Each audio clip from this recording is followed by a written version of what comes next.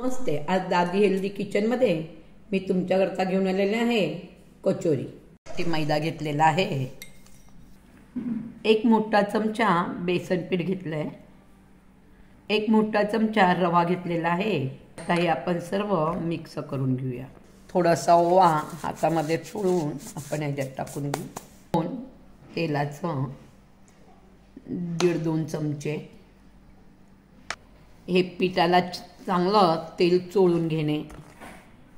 मीठ आपल्या अंदाजे. हे पण परत पिठाला चोळून घेऊया. हे छान आपलं तेल चोळी गेलेलं आहे. थोडं थोडं पाणी टाकून पीठ मळून घेऊ. हे आपलं पीठ मळून झालेलं आहे. याला थोडंसं आपण तेलाचा हात घेऊ. हे आता आपण झाकून ठेवू. 5-10 मिनिटाकरता झाकून ठेवायचं आहे. ही आपली 1 वाटी बिगर तिखटाची शेव आहे. ही थोडीशी बारीक करून घेऊ. त्याच्यामध्ये 2 टेबलस्पून खोबरं, 1 टेबलस्पून हावरी, पिठी साखर थोडीशी, वाळलेली कोथिंबीर, चाट मसाला, अर्धा चमचा चाट मसाला, आपल्या आवडीनुसार अर्धा चमचा तिखट, थोडीशी हळद, 1 चमचा धना पावडर, जिरं थोडंसं,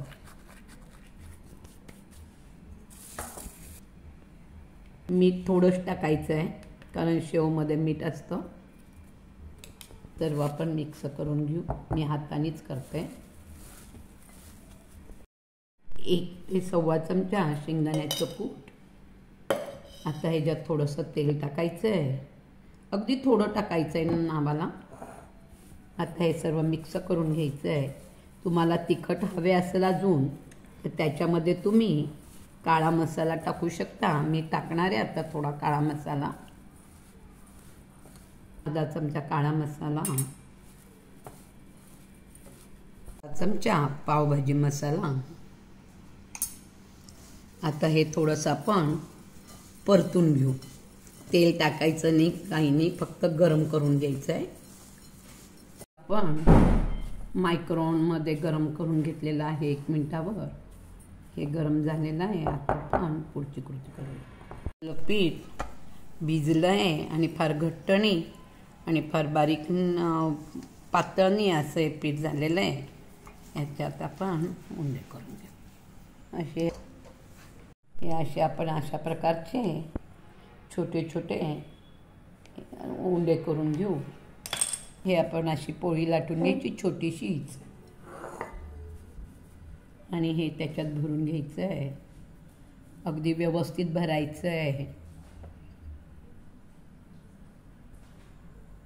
या प्रकारे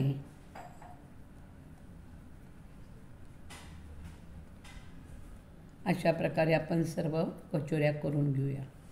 हे असे आपण अशा प्रकारचे छोटे छोटे उंडे करून घेऊ. हे आपण अशी पोळी लाटून घ्यायची छोटीशीच आणि हे त्याच्यात भरून घ्यायचं आहे. अगदी व्यवस्थित भरायचं आहे. या प्रकारे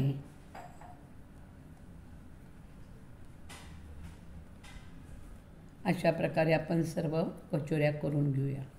ही आपण आता कचोरीत तळून घेऊया. बारीक गॅसवर या सगळ्या कचोऱ्या तळून घ्यायच्या आहेत. या अगदी 8-10 दिवस टिकतात आणि अशा कडक सुंदर लागतात. त्या सादळत पण नाही, फक्त बारीक गॅसवर तळायच्या. त्या फार मोठ्या गॅसवर नाही तळायच्या. ही आता आपली होत आलेली आहे. अजून थोडीशी आपल्याला गुलाबी करायची आहे. ही आपली कचोरी छान गुलाबी झालेली आहे. ही आता आपण काढून घेऊया. ही आपण बाकीची राहिलेली कचोरी तळून घेऊ. ही कचोरी मध्यम आचेवरच तळायची आहे. फास्ट याच्यावर तळली की आतनं कच्ची राहील. हे मात्र लक्ष ठेवायचं आहे, मीडियम गॅसवरच ही तळायची आहे. ही आपली शेवची कचोरी तयार झालेली आहे. करून पहा, लाईक करा, शेअर करा, कमेंट करा, नक्की करून पहा. आणि ही अशी कुरकुरीत पण झालेली आहे, आतनही कच्चीनी छान लागते. तर नक्की ट्राय करा, करून पहा.